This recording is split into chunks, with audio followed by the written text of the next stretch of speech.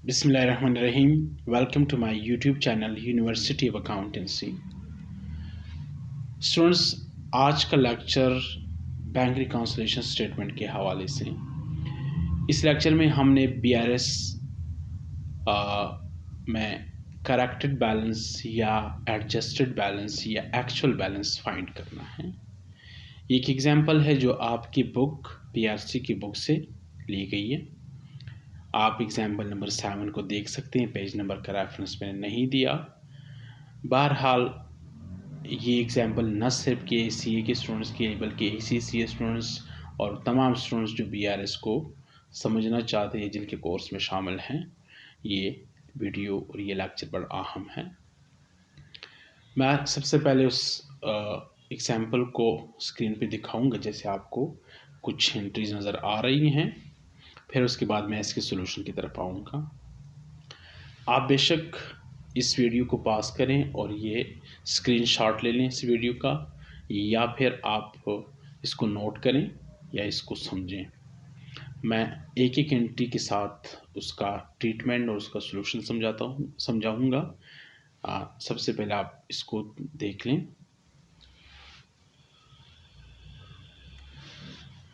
आप देख सकते हैं स्टूडेंट्स के हमें इस एग्जाम्पल में दो बैलेंसेस गिवन थे।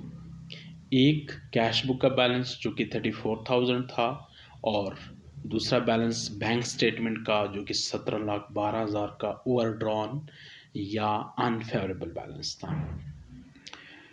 रिक्वायर ये है कि आप करेक्ट बैलेंस फाइंड करें।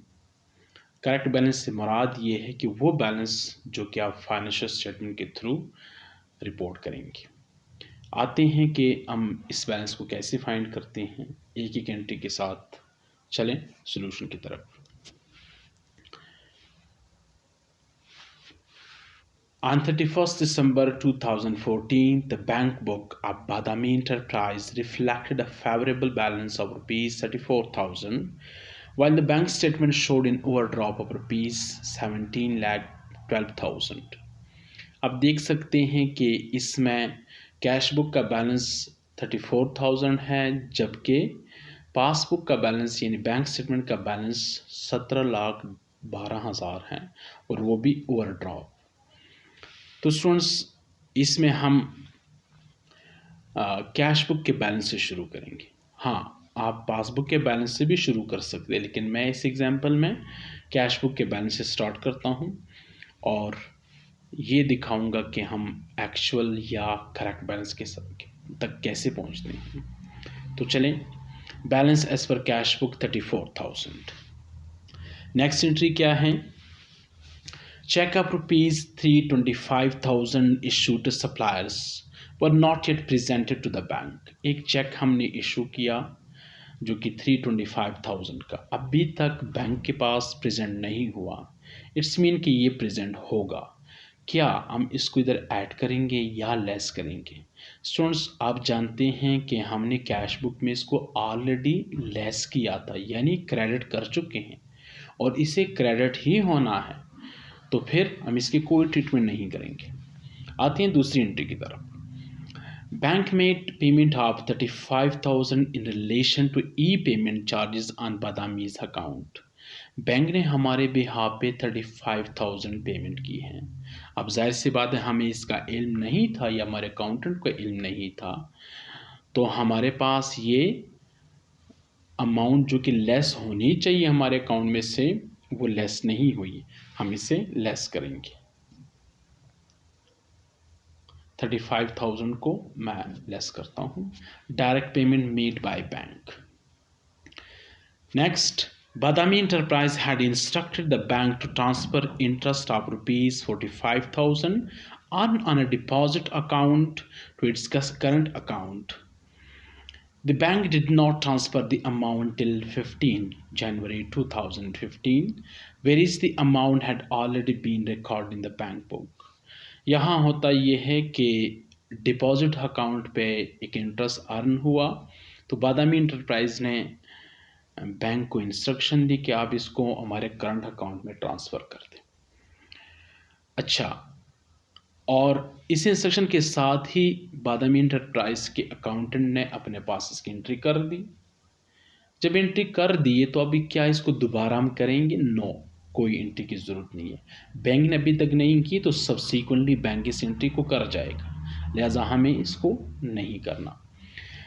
दूसरे transaction, cheque of ₹630,000 received from customer in deposit to the bank but had not been credited by the bank।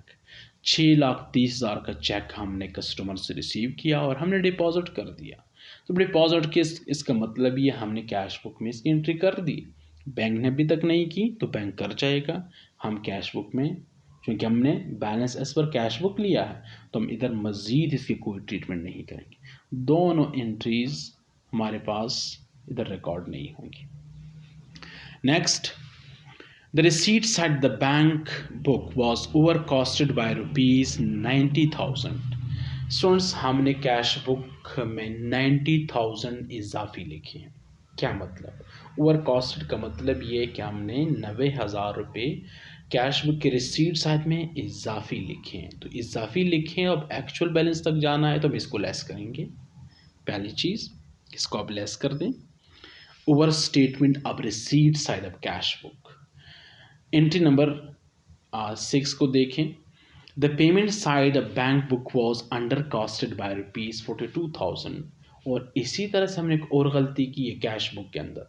हमने पेमेंट साइड को अंडर कॉस्ट किया, यानी हमें 42,000 लेस करने थे, हमने वो लेस नहीं किए या हमने कम लेस किए। तो अब एक्चुअली तो हमें लेस करना चाहिए था, तो एक्चुअल बैलेंस तक पहुंचने के लिए हम इसे लेस करेंगे। 42,000 ये भी लेस कर दें under statement of payment side of cash book. जी, नेक्स्ट चलते हैं। Badami enterprise made E payment of ₹720,000 to overseas suppliers. Overseas suppliers को बादामी एंटरप्राइज ने ई पेमेंट की। ई पेमेंट का मतलब इलेक्ट्रॉनिक पेमेंट, तो जाहिर सी बात है बैंक के थ्रू पेमेंट की हुई। जब बैंक के थ्रू पेमेंट की तो आगे क्या कहता है? However these payments were not posted to the bank book. लेकिन बादामी एंटरप्राइज के अकाउंटेंट ने कैश बुक में या बैंक बुक में इस एंट्री को रिकॉर्ड नहीं किया। मीन इसे लेस करना चाहिए, तो उसने लेस नहीं किया, तो हम इसे लेस कर दें। 720,000 को omission of payment from recording being made to overseas। Yes, a check of ₹30,000 drawn in favor of supplier was recorded in the bank statement as ₹300,000। हमने कस्टमर को एक चेक, सप्लायर को एक चेक दिया, अपने पास हमने इसको लेस किया, बैंक ने इसको 3 लाख के तौर पे लेस किया।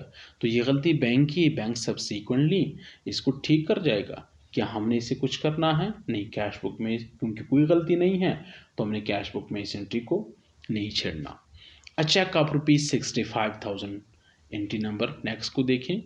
65,000 issued to one of the suppliers had been wrongly posted to the receipt side the bank book। Students, ये हमारे पास रेलेवेंट है, हमें इसे देखना है। हमने एक चेक सप्लायर को पे किया, 65,000 इशू किया। अब उसूलन तो हमें इसे लेस करना चाहिए था कैश बुक में, यानी हमने इसे पेमेंट साइड लिखना था, जबकि हमारे अकाउंटेंट ने इसको रिसीट साइड पे लिख दिया। दूसरे लफ्ज़ों में इसने 65,000 जो कि लेस होने थे उसने ऐड कर दिए। अब इसका इफ़ेक्ट जो है वो डबल है। एक दफ़ा हम इसको लेस करेंगे इसलिए कि इसे लेस होने थे, और दूसरी दफ़ा ये अमाउंट इसलिए लेस करेंगे कि ये गलत तौर पर हमने ऐड की थी। तो लिहाजा 65,000 को आप 2 से मल्टीप्लाई करें। Wrongly debited to cash book instead of to be credited. ये क्रेडिट होने थे जबकि इसको डेबिट किया, तो हमने क्या किया? 65,000 को 2 से मल्टीप्लाई किए, 1,30,000 के तौर पर हमने इसे लेस कर दिए ताकि हम सही बैलेंस तक पहुंच सकें। A check of ₹80,000 received from Mr. Barakat had been entered twice in the bank book। Mister बरकत से 80,000 का हमने चेक रिसीव किया और हमने इसको 2 दफ़ा रिकॉर्ड किया। कैसे रिकॉर्ड किया? ज़ाहिर सी बात, हमने रिसीट साइड रिकॉर्ड किया होगा। आप एक दफ़ा चूँकि सही रिकॉर्ड हुआ, दूसरी दफ़ा गलत रिकॉर्ड हुआ, तो जो गलत रिकॉर्ड को उसको आप लेस कर दें। ये रेलिवेंट एंट्री, हम इसको लेस करेंगे। Dividend of ₹44,000 collected by the bank was recorded at ₹63,000 in the bank book। अच्छा, बैंक ने डिविडेंड कलेक्ट किया बादामी इंटरप्राइज के बिहाफ पे 54,000, जबकि बादामी इंटरप्राइज के अकाउंटेंट ने इसको 63,000 के तौर पर ऐड किया। मतलब क्या हुआ कि इन्होंने 9,000 के लिए डिविडेंड को ओवरकॉस्ट किया, यानी कैश बुक को ओवरकॉस्ट किया, डिविडेंड को ज़्यादा लिखे। तो क्या करें, आप 9,000 को भी लेस कर दें। दोनों एंट्रीज रेलिवेंट हैं। कैसे करेंगे, एक दफ़ा ट्वाइस रिकॉर्ड अब चेक, तो एक दफ़ा सही था, दूसरी दफ़ा गलत, हमने लेस कर दिया, और फिर फिगर ट्रांसपोजिशन हुई है, 63,000 लिखा गया किसकी जगह, 54,000, तो 9,000 का डिफरेंस, इसको रिमूव कर दें। A standing order for payment of annual subscription of fees of ₹20,000 for magazine had not been recorded in the bank book।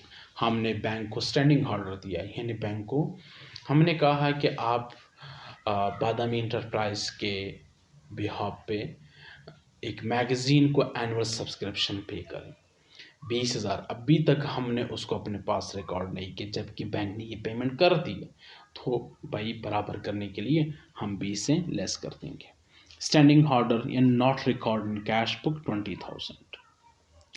ये है स्टूडेंट्स तमाम एंट्रीज, और अभी इनको प्लस माइनस करके आप एडजस्टेड या करेक्ट बैलेंस तक पहुंच सकते हैं। हमारे पास जो बैलेंस हैं 10,92,000 या 10,92,000, जो कि ये एडजस्टेड बैलेंस हैं, और ये ही ओवरड्रॉन बैलेंस हैं, क्योंकि इसको मैंने माइनस साइन के साथ नहीं दिखाया, लेकिन ये है माइनस फिगर।